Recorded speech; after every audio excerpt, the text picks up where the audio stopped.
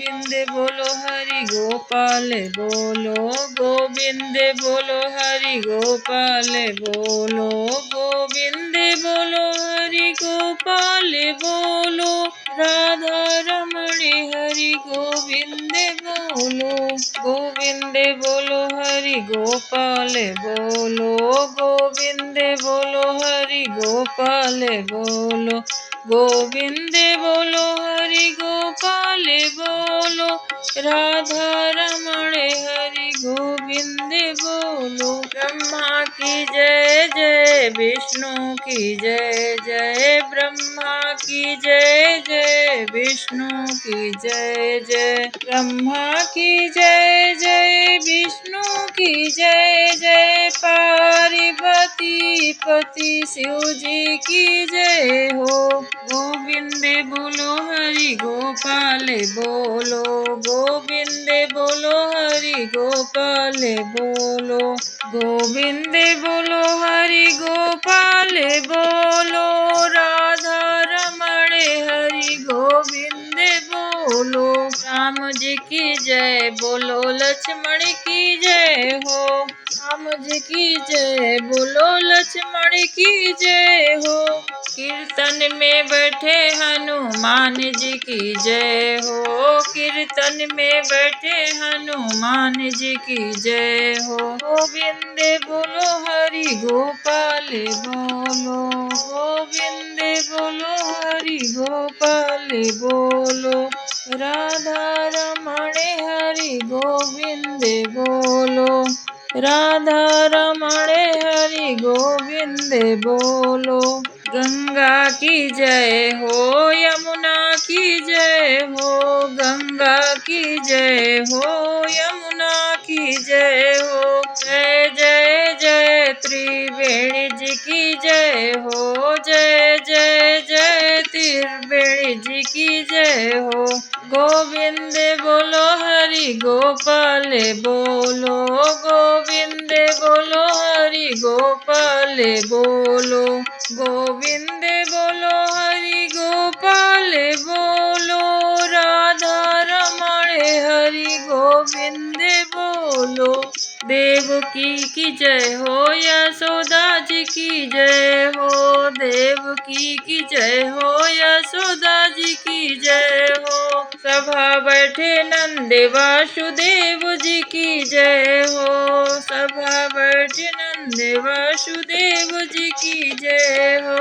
गोविंद बोलो हरि गोपाल बोलो, गोविंद बोलो हरि गोपाल बोलो, गोविंद बोलो हरि गोपाल बोलो, राधा रमण हरि गोविंद बोलो। राधा की जय हो, कृष्णा की जय हो, राधा की जय हो, कृष्णा की जय हो। गोकुल की रज कणे कणे की जय हो, गोकुल की रज कणे कणे की जय हो। गोविंद बोलो हरि गोपाल बोलो, गोविंद बोलो हरि गोपाल बोलो, गोविंद बोलो हरि गोपाल बोलो, राधा रमण हरि गोविंद बोलो। बोलिए श्री वृंदावन बिहारी लाल की जय, लाडली सरकार की जय।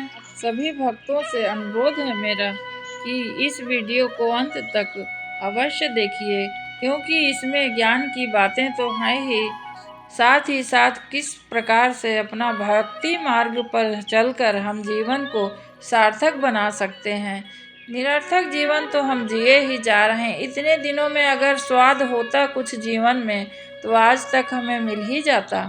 कितना प्रयास, कितना यत्न नहीं किए धन जोड़ने का, कितना प्रयास नहीं किए अपने शरीर के सुविधा के लिए, परंतु सब व्यर्थ चला गया। आज ये नहीं है तो कल वो नहीं है, इस प्रकार उलझ के पूरा जीवन हमारा निरर्थक चला गया। जब आए थे आप ये सब लेके आए थे या मैं ये सब लेके आई थी? कहिए तो गृहस्थी जरूर, परंतु क्या आप अपने घर में आज जरूर देखना कि इतना सामान क्या, ये सब हमारे आवश्यक सामान ही हैं, या आजकल जो हम टारगेट रख रहे हैं अपने जीवन का। हमारे आसपास बहुत सारे लोगों को मैं देखती हूँ कि इतने साल में हमें ये करना है, इतने साल में हमें ये करना है। यह सब सच हो जाता है, पूरा होता है? यदि पूरा भी हो गया तो क्या हम उसका पूरा उपयोग कर पाते हैं? एक चीज़ और, कि यदि हम शुरू से अपना टारगेट कुछ और रखते तो शायद उसमें हम पा भी सकते थे। यदि हमें शुरू से ये शिक्षा मिली होती कि भगवान क्या हैं और भक्ति किसे कहते हैं, तो शायद हमारा जीवन का लक्ष्य कुछ और ही होता। ये नहीं कह रही हूँ कि आप ऐसे ही बैठ जाइए बिना किए काम, भगवान को हाथ जोड़ के दिन भर बैठे रहिए मंदिर में, उससे कुछ होने वाला नहीं है। ना ही राम मिलेंगे और ना ही माया। कर्म तो निश्चय ही हमें करना है, मगर किस प्रकार से? आज मैं आपको भक्ति कैसे करते हैं और कैसे करनी चाहिए वह थोड़ा सा जरूर बतलाने वाली हूँ। नीम की पत्ती भले कड़वी होती है, परंतु शरीर के लिए वो ही फायदेमंद होती है। शुरू से हमें एक ही नियम सिखाना चाहिए बच्चों को भी, और खुद पे वो चीज़ लागू होने में देर होती है। यदि हम सोचते हैं कि तुरंत रातों रात हमें भक्ति प्राप्त हो जाएगी, तो ये संभव ही नहीं है। हमारा मन ध्यान में नहीं लगता है। हमारा मन तो इतने दिनों से जो चल रहा है, गृहस्थी और आसपास का वातावरण, उसमें ज़्यादा लग रहा है।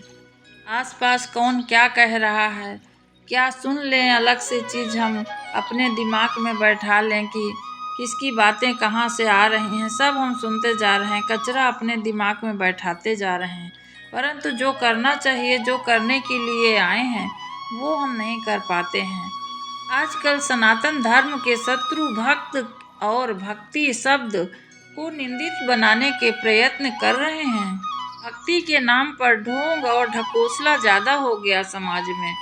बड़ा चंदन लगा लेंगे, चाहे मेरे घर हो चाहे आपका घर हो, परंतु चंदन लगाने का भी कोई फायदा नहीं है यदि हम मन को अपने सुगंधित ना कर पाए। किसी के लिए हमें दया भाव नहीं है तो उस चंदन को लगाने से परमात्मा हमें कभी प्रसन्नता से देखेंगे भी नहीं और हम पा भी नहीं सकते परमात्मा को। यहाँ मैं अपने भावना अनुसार भक्ति को परिभाषित करने का प्रयास करती हूँ। आप सब बड़े मन से इसे सुनिए और समझिए, अपने मन में यह सोचिए कि क्या ये सच है, तो आप जरूर इसको अपनाइए। यदि सोचते हैं कि ये गलत है तो आप कभी मत उसको अपनाना। मेरा क्या है, मैं तो 2 मिनट आपको बतला बस सकती हूँ। समझना और समझाना मेरे मन की बात नहीं है, आपके मन की बात है। आप क्या लेना चाहते हैं यहाँ से और क्या लेंगे। इतने ही चैनल चल रहे हैं, कोई न कोई मेरा चैनल भी देख ही रहा है और देखते रहेगा, परंतु आपके हृदय में अगर मेरी बात उतर गई तो मैं बहुत प्रसन्न हो जाऊंगी और भगवान भी प्रसन्न होंगे। आजकल एक टारगेट हो गया है ना, कहते हैं टारगेट शब्द जैसे सुनते हैं आपकी, हमारा इतना टारगेट है, तो मैंने भी एक टारगेट रखा है कि मैं थोड़ा अपने आप को बदलूं और आप सबको भी थोड़ा थोड़ा बदलना पड़ेगा। सुनिए और समझिए और बदलने का प्रयत्न करिए। क्या पता भगवान सच में हमारे ऊपर उपकार कर दें, हमें शरणागति बनाएं। एक चांस तो दीजिए आप। ढोंग ढकोसले की मैं आज कोई बात नहीं करूंगी कि आप इस प्रकार से पूजा करिए तो आपको इतना धन मिल जाएगा, आप इस प्रकार से खाना पीना खाइए या किसी प्रकार से ये करिए तो उससे बहुत अच्छा हो जाएगा आपका, ऐसा कुछ भी नहीं कहूँगी। भक्ति को परिभाषित करने का प्रयास, हालांकि भक्ति का शब्द ही इतना बड़ा है कि इसकी महिमा कि उसको बड़े बड़े परिभाषित करने में भी असमर्थ हैं, तो मेरी तो कोई औकात ही नहीं है। परंतु जो कुछ मैं आपसे कहूँगी ईमानदारी से सकारात्मक है, वह सब मेरे मन में जो आया विचार वह मैं आप तक पहुँचाने का प्रयास कर रही हूँ। शायद कुछ यही वो पल हो कि जो आपका जीवन बदल दे, क्योंकि हम जब भी कोई चीज़ सुनते हैं तो उसका सोचने का प्रयास करने लगते हैं कि क्या इसमें कोई सच्चाई है, और जब हम सोचते हैं तो वही हमारे आचरण में धीरे धीरे आने लग जाती है। देखिएगा उदाहरण के तौर पर गाना कोई भी हम सुनते हैं तो कुछ टाइम तक तो वो अपने मन में और मुंह से गुनगुनाते ही रहते हैं। उसको हम पहले कभी देखे भी नहीं हैं, सुने भी नहीं हैं गाने को, लेकिन आज आ गया तो आज हम उसको गुनगुनाने लगते हैं। धीरे धीरे वो हमारे ज़िंदगी में एक अहमियत रखने लगता है कि हम उसको सुन लें थोड़ा तो मूड अच्छा हो जाए। इसी प्रकार भक्ति भी है। यदि हम उसका आचरण करें, सत्संग करें, सही संतों का संग करें। हमें टाइम भी नहीं है यदि बाहर जाने का, तो हमें ज़रूरत भी नहीं है। हम घर में अच्छी अच्छी पुस्तक पढ़ सकते हैं तथा अच्छे अच्छे चैनल से भक्ति भाव का जो वो है उसे देख सकते हैं। आइए जानते हैं कि भक्ति क्या है। भक्ति सत्य, प्रेम और उत्तम सीमा है। अर्थात जब भी किसी विषय, वस्तु या जीव से निस्वार्थ प्रेम करते हैं, मान लीजिए आप किसी से और आपका कोई स्वार्थ नहीं है उसमें, तब आप भक्ति की सीमा पर प्रवेश कर गए हैं, ऐसा मन में विचार कीजिएगा। क्योंकि भक्त समुद्र के समान अथाह भक्ति है, इसे जल्दी नहीं पा सकते भक्त लोग। आप और मैं प्रयास अवश्य कर सकते हैं।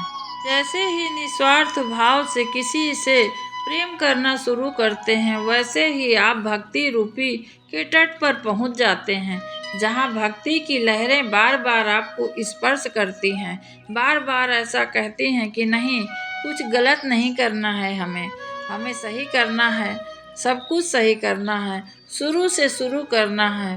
हाय ये जीवन, कितना बुरा हमारा जीवन निकला है, इसे अब हमें छोड़ देना चाहिए। वहीं से समझ लीजिएगा आप भक्ति मार्ग पर पहुंच चुके हैं और वही मार्ग हमेशा चलते रहना है अपने को। आप जब निस्वार्थ रूप से किसी की मदद करते हैं और किसी से प्रेम करते हैं, तो प्रभु का स्मरण करना शुरू भी हो जाता है आपके मन में। उसी तरह भक्ति एक दिन में नहीं होने वाली है, आप इसकी शुरुआत अवश्य करिए। इसकी शुरुआत कैसे करनी है, आइए मैं आपको बतलाती हूँ और मैं अपना अनुभव भी आपको बतलाती हूँ। मैं शुरू से इस प्रकार कोई मेरा लेना देना नहीं था। शुरू से मैंने बहुत बुरा जीवन जिया। सब लोग पूजा करते हैं इसलिए मैं भी किया करती थी। इसलिए किया करती थी कि मुझे शायद भगवान से कुछ प्राप्त करना होगा, तो भगवान मुझे वो सामान दे देंगे, वो वस्तु आएगी मेरे हिस्से में। सब लोग दिया जलाते हैं सुबह शाम, तो मैं भी दिया जला देती थी। अंदर से मेरे मन में इतनी बड़ी श्रद्धा ना थी किसी प्रकार की, परंतु धीरे धीरे आते आते जब अच्छे लोगों के बीच में आई, मैं समझी उस चीज़ को कि हमें किस प्रकार अपना जीवन जीना चाहिए। किसी एक भक्त ने मुझे बतलाया कि सबसे पहले आप गुरु दीक्षा लीजिए और गुरु इस प्रकार का बना लीजिए कि जो गुरु की दी हुई दीक्षा अर्थात आपको मंत्र जो वो दें, आप उसका निरंतर जपने का प्रयास करें। यदि एक दिन 2 दिन छूट जाता है तो उसी को आगे लेकर हमें दूसरे दिन उसको अवश्य जपना चाहिए। उदाहरण के लिए जब आप नाम जप शुरू करते हैं तो कभी कभी घर परिवार में खासकर नाम जपना भूल भी जाते हैं, तो स्वतः ही अभ्यास होने से लगता है कि आज हमने याद नहीं किया भगवान को, अरे मेरी माला आज नहीं हुई, अपने आप में ही अच्छा नहीं लगता है, तो हम स्वयं जाते हैं और माला उठाकर करने लगते हैं। यही भक्ति का पहली सीढ़ी है भक्तों। जब करना शुरू करिए, आप यकीन मानिए कि भगवान आपको अपने तरफ खुद खींच लेंगे। अब आप सब कहेंगे कि हमारा मन नहीं लगता है, तो मैं ये कहूँगी कि जिस चीज़ को हम देखे नहीं हैं उसको समझना बहुत ही मुश्किल है, मेरे लिए भी है। बहुत बड़ी संत नहीं हो गई हूँ आज भी, मैं प्रयास जरूर कर रही हूँ, आप सब प्रयास करते रहिए।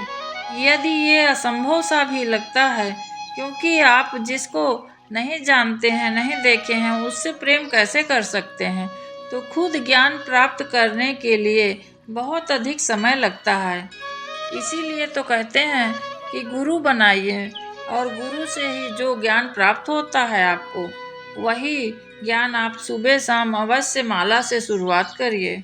यदि कोई बाधा पड़ रही है, आप गुरु भी नहीं बना पा रहे हैं, भाई कई प्रकार के लोग हैं, सबको अपना अपना वो देखना रहता है कि टाइम है कि नहीं है, रोज हम माला किस प्रकार कर पाएंगे। तो शास्त्रों का अध्ययन जरूर करिए। शास्त्र पढ़ने से और सुनने से आपके मन में भगवान स्वयं वास करने लगते हैं और वो ही गुरु के रूप में प्रकट हो जाएंगे, क्योंकि उन्हें आपकी चिंता आपसे भी ज़्यादा है।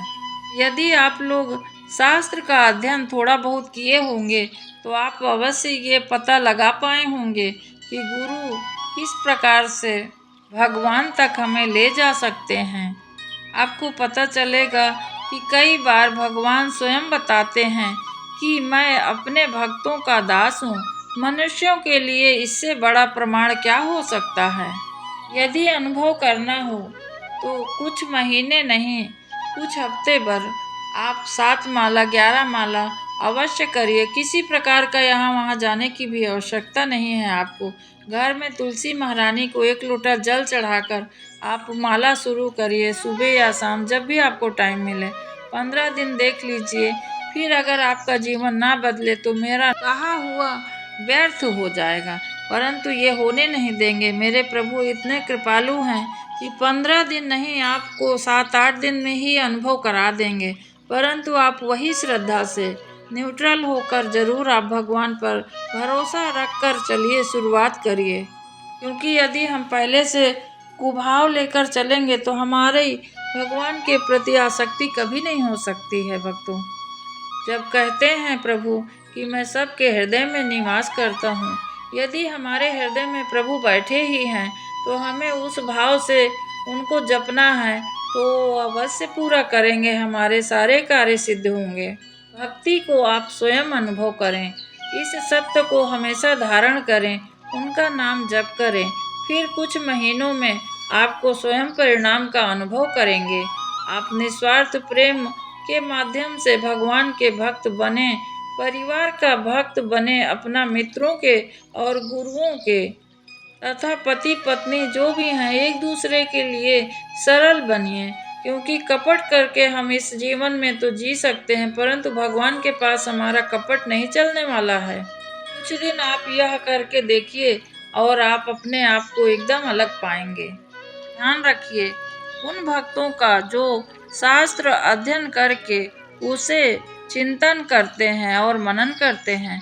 चिंतन और मनन से जो प्रेम उत्पन्न होता है प्रभु के लिए, वो ही भगवान हैं। यह भी ध्यान रखें कि भगवान का आप छल कपट से नहीं कर सकते हैं किसी प्रकार से भक्ति। जैसे कि हम दुकान जाते हैं कभी, तो आपने भी देखा होगा, नोटिस किया होगा कि कुछ लोग ऐसे जाते हैं, ये तो भगवान के लिए चढ़ाना है। पंडित का कपड़ा देंगे तो ऐसे लगता है कि एहसान कर रहे हैं उस पर। या भगवान की पूजा का सामग्री है तो घी, जैसे कभी आपने नोटिस किया होगा कि घी ले जाएंगे तो ये तो भगवान के लिए है, तो कोई भी घी चल जाएगा। अरे आपसे 100 गुना 1000 गुना अच्छा लोग चढ़ा रहे हैं, आपके घी से उन्हें कोई अंतर नहीं आने वाला। ये तो आपके भाव देख रहे हैं कि आप अपने लिए किस प्रकार का खा पी रहे हैं और मुझे क्या समर्पित कर रहे हैं, वही लौटा के आपको देते हैं। इसीलिए हम वही जंजाल में घूम घूम के फंस रहे हैं। आप समझिए कि भक्त और भक्ति शब्द को निंदित बनाने का प्रयास है ये। यह कलयुग का प्रथम चरण है और प्रथम चरण में ही भक्त और भक्ति शब्द को निंदित बनाने का प्रयास शुरू हो गया है। लेकिन आप स्वयं सनातनी हैं और पूरा आपको अधिकार है, आप निर्णय ले सकते हैं कि किस प्रकार से हमें अपना जीवन चलाना है। क्योंकि जो बोया है वही काटना है हमको। यदि आपके हृदय में सच्ची भक्ति है, फिर आप हर किसी में उस ब्रह्मा को अनुभव करेंगे। क्योंकि ज्ञान ही माया है, आप देने वाले बने, लेने वाले नहीं। बाकी सब भगवान देख रहे हैं, सबके हृदय में विराजमान हैं और हृदय में बसने वाले श्री हरि स्वयं बताते जाएंगे कि आपको क्या करना है और क्या नहीं करना है। यदि आप उनका नाम लेकर हर चीज़ को उनके ऊपर छोड़ देंगे तो वो अवश्य आपको बताएंगे। यह आप और हम अच्छी तरह से जानते हैं कि यदि कोई नहीं आना चाहता है भक्ति मार्ग में तो उसे सद्गुरु भगवान ब्रह्मा कोई भी ला नहीं सकता है, क्योंकि यह प्रकाश भगवान ने दिया है मनुष्य को स्वयं विवेकवान होने के लिए। अच्छा और बुरा समझाने में आप और मैं मदद कर सकते हैं, परंतु यदि मूढ़ है कोई, वह चाहता ही नहीं अपना अच्छा करना, तो आप किस प्रकार से उसका भला कर सकते हैं। आपको मैं यह भी बतला दूं कि प्रेम के कितने प्रकार होते हैं, और आप इसका जानिए, गलत मतलब इसका कतई न निकालें आप। जब हम किसी से निस्वार्थ भाव से शुभ चिंतक होते हैं, किसी के लिए बिना ही कहे हम उसकी चिंता में रहते हैं कि इसको कोई प्रकार से तकलीफ ना हो, तो उसी को हम प्रेमी कहते हैं। जब हम किसी वस्तु से प्रेम करते हैं तो उसे हम आसक्ति कहते हैं, क्योंकि उस चीज के लिए हमें आसक्ति है। यदि भाई बहन और मित्रों के बीच प्रेम है तो इसे हम प्रीति कहते हैं, क्योंकि आपस में एक दूसरे से बड़ी प्रीति है, ऐसा मानते हैं। पर जब हम सबसे बड़ा, श्रेष्ठ और उससे भी प्रेम करना चाहते हैं तो भक्ति है। इसलिए गुरु से प्रेम करना, क्योंकि सच्चा गुरु परमात्मा तक हमें अवश्य पहुंचाते हैं। यह नारद भक्ति सूत्र में भी कहा गया है कि परमात्मा के प्रीति परम प्रेम को भक्ति कहते हैं। इसलिए अगली बार जब किसी के लिए कुछ करना, तो आप एक बार मन में विचार कीजिएगा अवश्य कि क्या मैं सही कर रहा हूँ। यदि आप अपने मन से विचार कर वह काम कर रहे हैं और वो आपको अच्छा लग रहा है, तो वही भक्ति है। क्योंकि हम भगवान को तो कभी देखे नहीं हैं, परंतु यदि किसी प्रकार से किसी को अच्छा महसूस करा रहे हैं, तो वही हमारी भक्ति होती है, वही सेवा है। भक्ति शब्द भक्त शब्द से बना है, जिसका अर्थ है सेवक या दास। आप और हम मालिक तुरंत बनते हैं। सेवा की भावना सब लगभग खत्म हो चुकी है, परंतु आज भी कुछ बेटा बेटियां और ऐसे हैं जो कि सेवा के लिए भी ललायित रहते हैं कि हमारे पिता के मुंह से कोई चीज़ निकले और हम उसे पूर्ण कर दें। हमारी माँ किस चीज़ से खुश होगी, यह वो अपने मन में विचार करते रहते हैं। वही पुत्र और पुत्री धन्य हैं जो आज के समय में भी अपने माता पिता के लिए ऐसा विचार रखते हैं। समय के साथ साथ हमारे संबंध सब संबंधियों से बदलते रहते हैं। कभी मनमुटाव हो जाएगा, तो कभी अलगाव हो जाएगा, कभी वही रिश्ता फिर इतना घुल मिल जाएगा, लगता नहीं है कि कभी ऐसा भी हुआ होगा। ये हमारा भौतिक जगत के संबंध है, परंतु जो संबंध कभी नहीं बदलता है, ना ही उसका प्रेम बदलता है, वह ईश्वर है। हे भक्तों, आप सभी से मेरा अनुरोध है कि भक्ति व्यक्ति से नहीं और प्रेम व्यक्ति से नहीं, ये सब यहाँ वही स्टेशन पर छूट जाने वाले हैं। जिस प्रकार हमारी ट्रेन आती है और हम कितनी भीड़ बढ़ाकर स्टेशन पे बैठे होते हैं, हो सकता है कोई हमें अच्छा भी लगता है, उसमें से हम उससे चार बातें कर लेते हैं, परंतु हमारी सबकी ट्रेन अलग अलग समय होता है। जब भी हमारी ट्रेन आएगी हम उसमें बैठकर चले जाते हैं।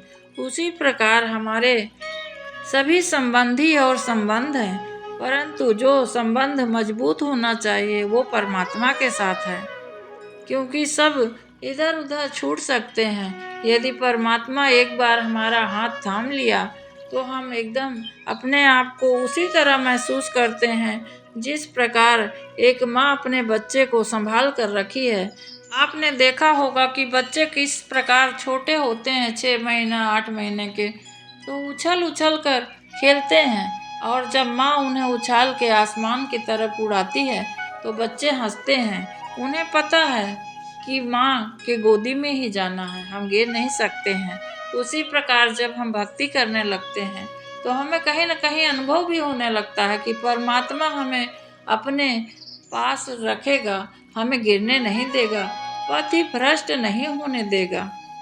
तभी तो कहते हैं, हे पतित पावन प्रभु परमात्मा, आप हमें अपने पास में रखिए, ताकि हमारे आसपास का जो वातावरण हो वो स्वच्छ रहे, नहीं तो हमारा कुमार्ग में जाना संभव है।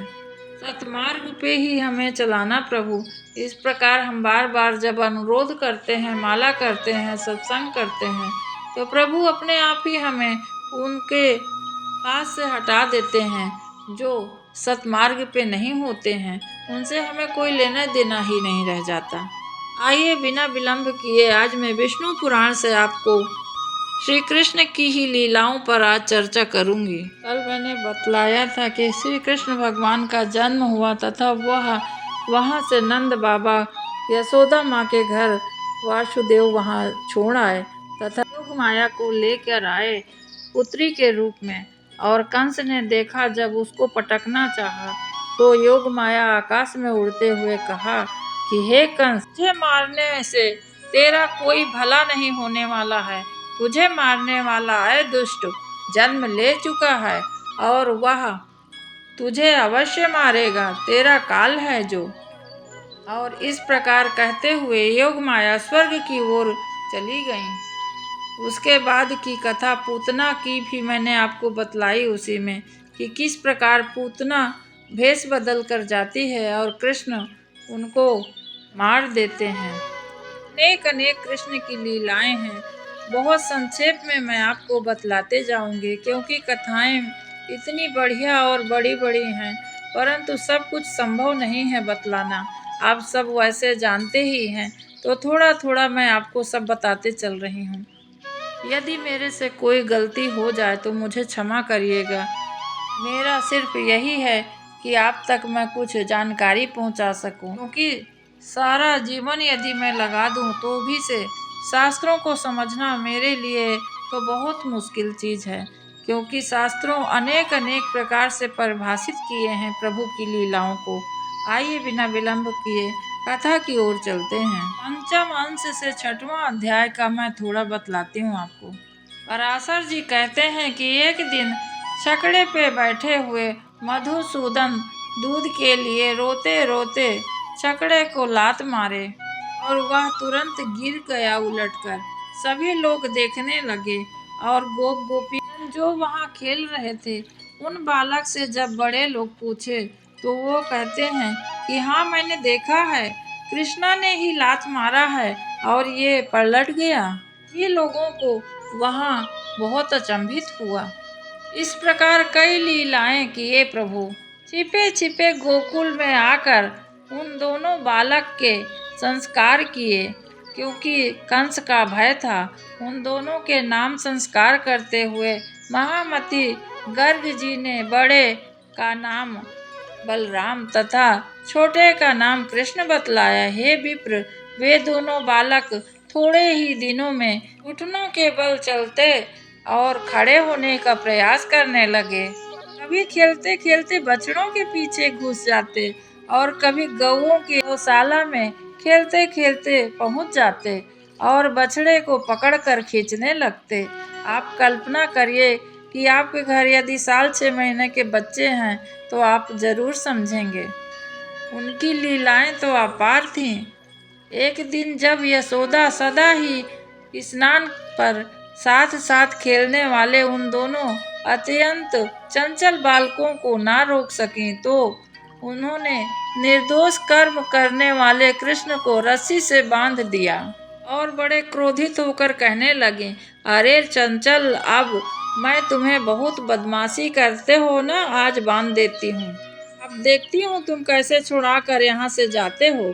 तब बांध कर यशोदा गृह कार्य में व्यस्त हो गईं और उनके जाने पर कमल नयन कृष्ण उस ओखल को खींचते खींचते यमला अर्जुन के बीच में गए और दोनों वृक्षों के बीच में तिरछी पड़ी हुई ओखल को खींचते हुए उन्होंने ऊंची शाखाओं यमला अर्जुन नामक 2 वृक्षों को उखाड़ डाला। तब उनके उखड़ने का कट कट का शब्द जो हुआ वह सुनकर ब्रजवासी दौड़ आए और उन दोनों महावृक्षों तथा उनके बीच में कमर में रस्सी बंधी हुई बालक नन्हे कृष्ण को देखा तो सभी ने बहुत भयभीत हो गए, परंतु नन्हे बालक हंसते हुए अपने सुंदर शोभायमान मुख को दिखाने लगे सबको। इसीलिए उनका एक नाम दामोदर भी पड़ा। इस प्रकार कई बार उन्होंने बाल लीलाएं की है और बिहारी भगवान कृष्ण ने गौओं की अभिवृद्धि की इच्छा से अपने वृंदावन में नित्य धाम चिंतन किया। इससे ब्राह्मण अत्यंत रुच्च ग्रीष्म काल में भी वहाँ वर्षा होने लगी, यानी गर्मी में भी पानी गिरने लगा, क्योंकि भगवान को गौओं की चिंता थी। और वहाँ नई नवेली दूब तुरंत उत्पन्न होने लगी। जब वह ब्रज चारों ओर से चंद्रकार स्थित हुए ब्रजवासियों में बस गया। तदंतर राम और कृष्ण, राम यानी बलराम, दोनों बछड़ों के रक्षक हो गए और एक स्थान पर ग्वाल बालों के साथ खेलते हुए बछड़ों को चराते चराते घूम रहे थे। इस प्रकार उस महाब्रज में रहते रहते कुछ समय बीत जाने पर निखिल लोक बालक वत्सपाल 7 वर्ष के हो गए। प्रभु कृष्ण अब 7 वर्ष के हो गए हमारे।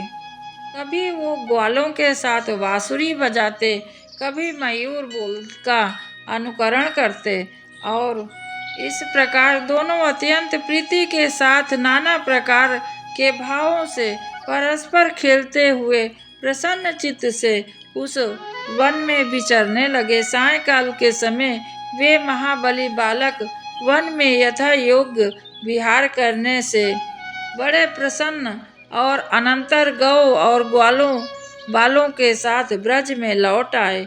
इस तरह अपने गोपगण के साथ देवताओं के समान क्रीड़ा करते हुए वे महातेजस्वी बलराम और कृष्ण वहां रहने लगे।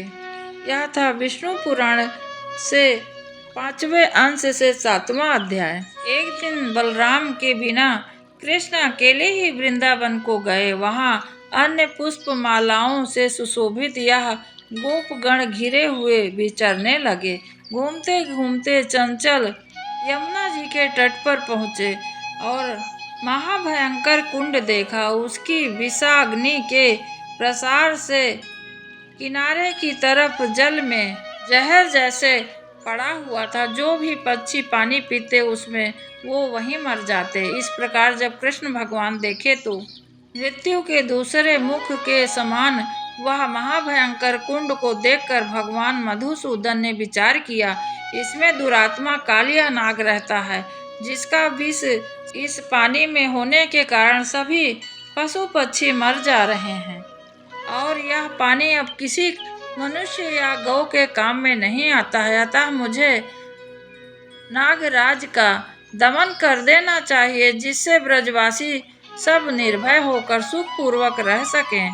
हे मैत्रेय, ऐसा विचार कर भगवान अपनी कमर कसकर वेग पूर्वक नागराज के कुंड में कूद गए। उनके कूदते ही जल में भीगने के कारण वे वृक्ष भी जल गए जो आसपास वहां थे और सभी दिशाओं में वह व्याप्त हो गया। तब कृष्णचंद्र ने उस नाग कुंड में अपनी भुजाओं को ठोका। उनका शब्द सुनते ही वह नागराज वहां से सम्मुख आकर खड़ा हो गया और शरीर कंपन से हिलते हुए कुंडलों की कांति से सुशोभित सैकड़ों नाग पत्नियां वहां थीं। तब सब ने कुंडलकार होकर कृष्ण जी को अपने शरीर में बांध लिया और अपने मुख से काटने लगा। तदंतर गोपी कृष्ण चंद्र को नागकुंड में गिरा दिया और सर्पों को देखकर ब्रजवासी वहां से चले गए और सभी को बुलाकर वहां लेने के लिए गए। गोपियां तुरंत ही कालीदाह पर दौड़ आईं और हाय कृष्ण कहाँ गए, इस प्रकार अत्यंत व्याकुलता पूर्वक रोती हुई गोपियां यशोदा जी के साथ में शीघ्रता से गिरती पड़ती दौड़ गईं वहां तक। वहां आकर उन्होंने देखा कि कृष्ण जी सर्पराज के चंगुल से फंसे हुए हैं और उसने उन्हें अपने शरीर में लपेट रखा है।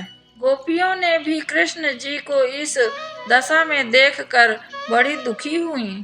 कहती हैं कि कृष्ण के बिना हम क्या करेंगे, हम गोकुल तक भी नहीं जाएंगे, हम यहीं प्रवेश करके खत्म हो जाएंगे। अब कृष्णचंद्र के बिना हम नंद के गोकुल में क्या करने जाएंगे। इस प्रकार कई बार गोपियों के रोने और कहने से पराशर जी कहते हैं, बार बार इस प्रकार कहे जाने पर मधुसूदन मुस्कान से अपने खोलते हुए श्री कृष्णचंद्र जी उछलकर अपने शरीर को सांप से बंधन से छुड़ा लिया और फिर उन्होंने अपने दोनों हाथों से उसके बीच का फण झुकाकर मस्तक पर खड़े होकर उसके मस्तक पर नाचने लगे। कृष्ण के चरणों में धमक से उसको मृत्यु जैसा महसूस होने लगा कि अब मैं नहीं बचूंगा। तब नाग पत्नियां कहती हैं, हे देव देवेश्वर, हमने आपको पहचान लिया। आप सर्वज्ञ सर्वश्रेष्ठ हैं और अच्युत और परम ज्योति हैं। आप उसी के अंश परमेश्वर हैं जिन स्वयंभू और व्यापक प्रभु की स्तुति करने में देवगण भी असमर्थ हैं। कृपया आप हमें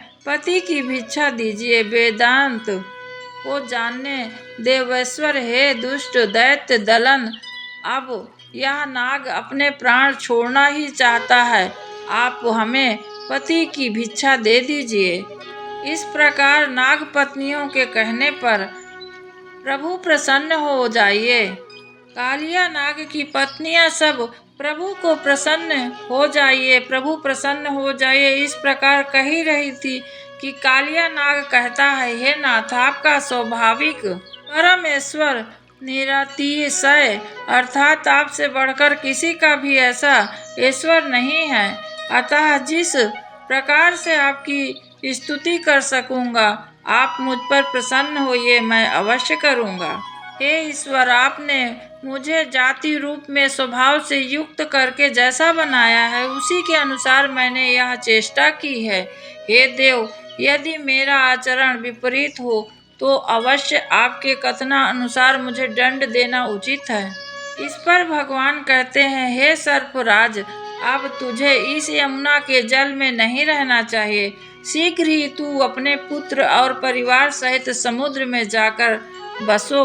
मस्तक पर मेरे चरण चिन्हों को देखकर समुद्र में रहते हुए भी सर्पों का शत्रु गरुड़ तुझ पर प्रहार नहीं करेगा। इस प्रकार भगवान और कालिया की बात सुनकर पराशर जी कहते हैं कि सर्पराज कालिया ऐसा सुनकर भगवान की बात वह समुद्र में चला गया तथा सभी गोपगण यमुना से स्वच्छ जल पाते थे। फिर उसके बाद तदंतर अपने उत्तम चरित्र के कारण गोपियों से गीत गान और गोप से प्रशंसित होते हुए कृष्ण जी ब्रज को चले गए। इस प्रकार नाना प्रकार की उन्होंने जो कलाएं की है वही बनाते हैं, वही बिगाड़ते हैं। ये सब लीलाएं हमारे लिए, आपके लिए है।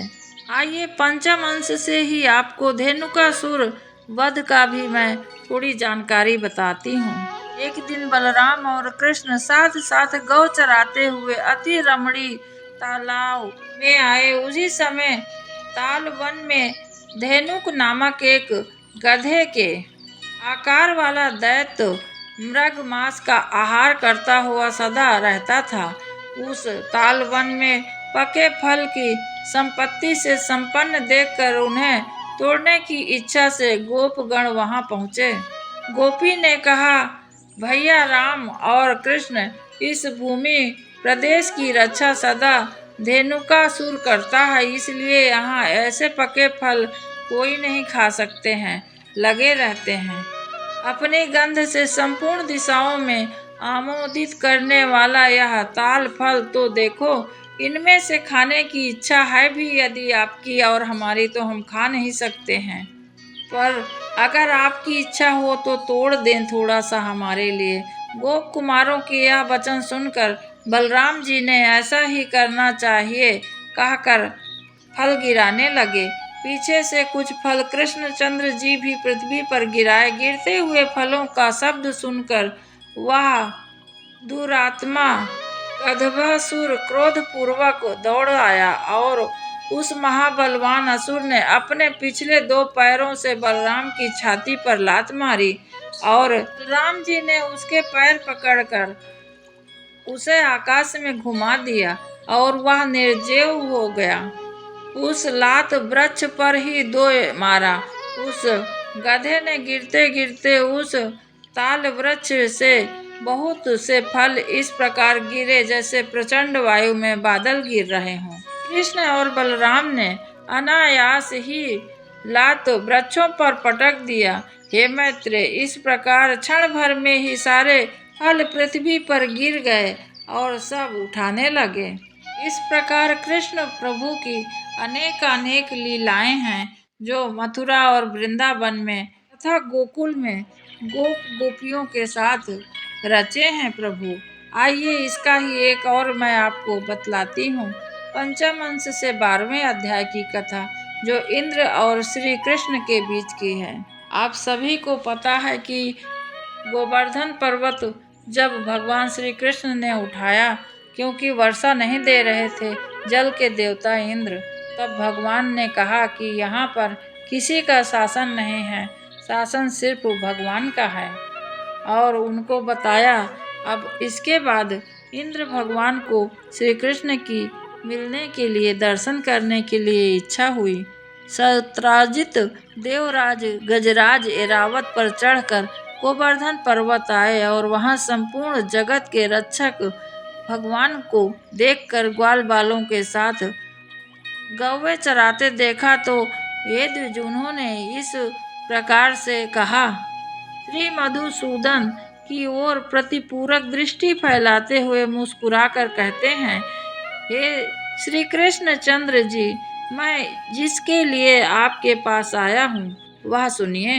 महाबाहो, आप इस बात को अन्यथा न समझें। हे अखिलाधार परमेश्वर, आपने पृथ्वी का भार उतारने के लिए पृथ्वी पर अवतार लिया है।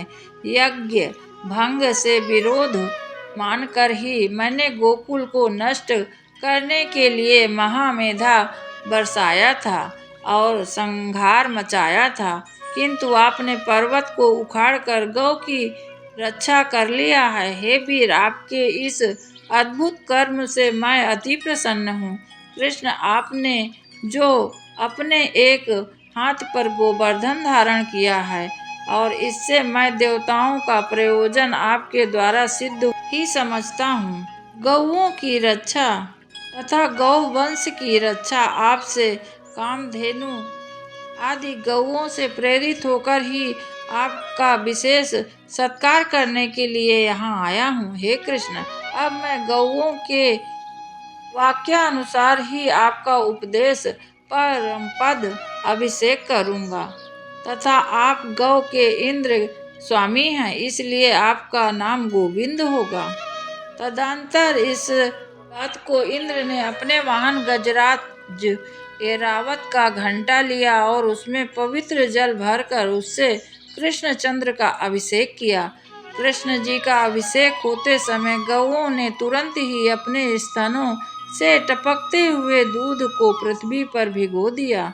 इस तरह गौओं के कथनानुसार श्री जनार्दन को उपेंद्र पद पर अभिषेक कर दिया। इंद्र ने पुनः प्रीति और विनय पूर्वक कहा, हे महाभाग, यह तो मैं गौओं का वचन पूरा किया है।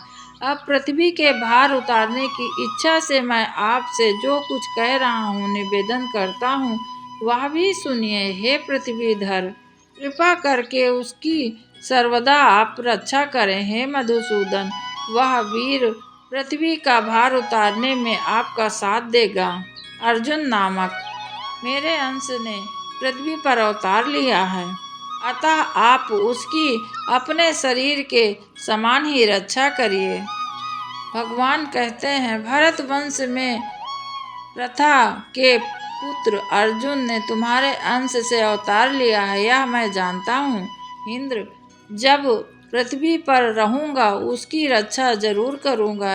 हे शत्रुसूदन देवेंद्र, जब तक महातल पर रहूँगा तब तक अर्जुन को युद्ध में कोई ना हरा सकता है। इस प्रकार कहकर भगवान ने इंद्र को वापस किया। इंद्र अपने ऐरावत में चढ़कर इंद्रलोक पहुँच गए तथा भगवान श्री कृष्ण भी अपने गोप गोपियों के साथ वहाँ से गोकुल के लिए प्रस्थान किया। आज की विष्णु पुराण से यह मैं कुछ आपको कृष्ण लीला के बारे में बतलाया है। आशा करती हूँ आप सब इसे प्रसन्न चित्त से और उसी भाव से सुनिएगा जिस प्रकार से आपके यहाँ कोई बालक होता है और उसकी किस प्रकार से रक्षा करने के लिए माता पिता हर मार्ग का सहारा लेते हैं।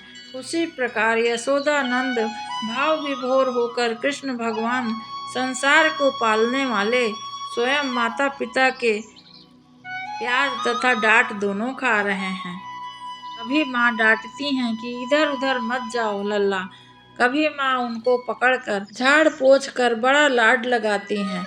आज के लिए बस यही कथा समाप्त होती है। दूसरा वीडियो फिर लेकर आऊंगी, तब तक के लिए हरे कृष्णा।